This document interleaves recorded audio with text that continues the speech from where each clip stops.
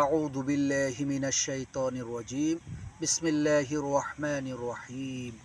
শুরু করছি নিয়মিত অনুষ্ঠান দিনের পথে। এই পরন্ত বিকেলে মহান মালিক রব্বি কারিমের সহযোগিতা চেয়ে আজকে কয়েকটি বিষয়ে আলোকপাত করব। সেই বিষয়টি হচ্ছে মুসলিম উম্মার জন্য খুবই গুরুত্বপূর্ণ বিষয়। মুসলিম উম্মাহ এই কাজগুলি কখনোই যত বড় মুসিবতেই পড়ুক না কেন, বিপদে আপদে জালিমের সম্মুখীন হোক, এই কাজগুলি করবে না।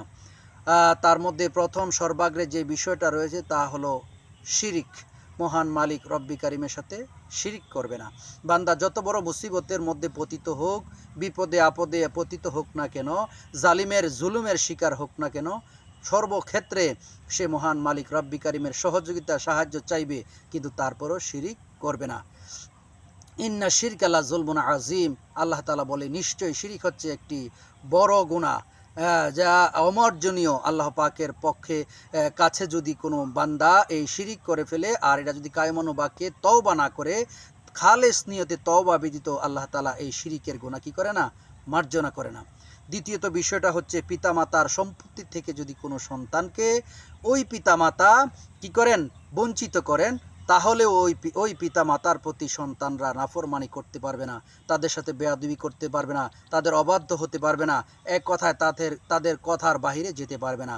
যদি বাবা মা সন্তানদেরকে তার সম্পত্তি থেকে বঞ্চিত করে, এই ক্ষেত্রে মহান মালিক রব্বি কারিমের কাছে পিতা মাতা জবাবদিহিতা করতে হবে, কিন্তু সন্তান কোনো প্রকারেই বাবা মার সাথে নাফরমানি করতে পারবে না, অবাধ্যতা করতে পারবে না, তাদের কথার বাহিরে যেতে পারবে না, যদি না আল্লাহ বিরোধী কোনো কথা বলে। যদি কোনো পিতামাতা আল্লাহ বিরোধী, নবী বিরোধী, কোরআন বিরোধী, হাদিস বিরোধী কথা বলে, এই ক্ষেত্রে বাবা মার কথা অমান্য করতে পারবে, নচেত বাবা মার কথা অমান্য করতে পারবে না।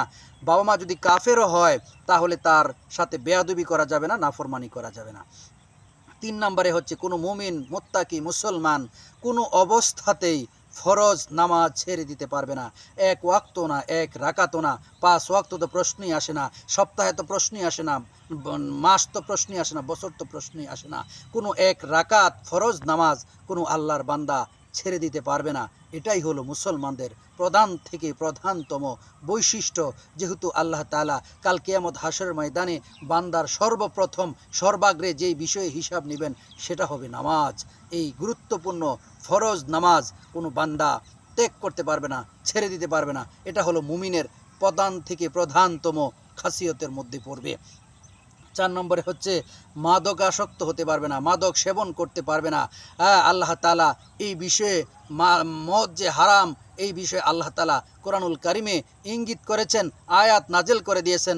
মদিনার অলিতে গলিতে মদের আয়াত নাজিল হওয়ার পূর্বে তাদের কারোর বোতলে ছিল, কারোর মটকায় ছিল, কারোর পেয়ালাতে ছিল। যখন এই মদের আয়াত নাজিল হয়ে গেল, কারোর মুখের মদ ফেলে দেওয়া হয়েছিল, পেয়ালার মদ ফেলে দেওয়া হয়েছিল, যাদের সংরক্ষিত রাখা ছিল দোকানপাটে সকল মদে মদিনার অলিতে গলিতে পথ সয়লাভ হয়ে গিয়েছিল। তাই মদ হলো খারাপ, মদ হলো নাজায়েজ। আল্লাহ তাআলা এটা মুসলমানদের জন্য হারাম ঘোষণা করেছেন। তাই মাদকাসক্ত হওয়া যাবে না, মাদক সেবন করা যাবে না। এটা হবে মুমিনের খাসিয়ত, প্রধান থেকে প্রধানতম খাসিয়তের মধ্যে পড়বে, যে মুমিন কখনো নেশাগ্রস্ত হতে পারবে না। 5 নম্বরে হচ্ছে আল্লাহর নাফরমানি করতে পারবে না। কোনো বান্দা যত বড় অসুবিধাই হোক, যত বড় মুসিবতই পড়ুক, যত বিপদে আপদে নিপতিত হোক, তার কষ্টে জর্জরিত হোক, তারপরেও আল্লাহর নাফরমানি করা চলবে না। আল্লাহর কোনো বিধান যদি আমরা মানতে না পারি, তাহলে আমরা অস্বীকার করব না। মানতে যে পারি না সেটা কায়মনোবাক্যে স্বীকার করব। আমি পারছি না সেই অক্ষমতা স্বীকার করব। তাহলে আল্লাহ তাআলার কাছে যদি তওবা করি, মাফ করে দিবেন।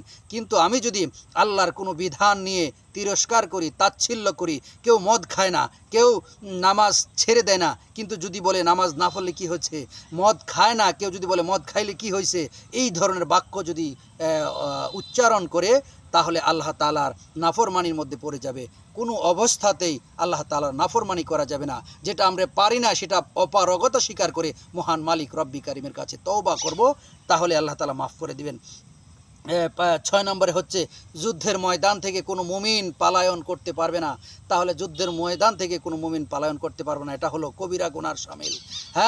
এটা মনে রাখতে হবে, কোনো মুসলমান কখনো যুদ্ধের ময়দানে গিয়ে তারা সেখান থেকে ফিরে আসার কোনো সুযোগ নেই, এটা হলো নিষেধ। 7 নম্বরে হচ্ছে যদি কোনো এলাকায় মহামারী দেখা দেয়, ওই মহামারী জনিত এলাকাতে, যে এলাকায় মহামারী ঢুকে পড়েছে ওই এলাকা থেকে, মহামারীর এলাকা থেকে কোনো লোক পালায়ন করে বাহিরে আসতে পারবে না, এটাও নিষেধ রয়েছে।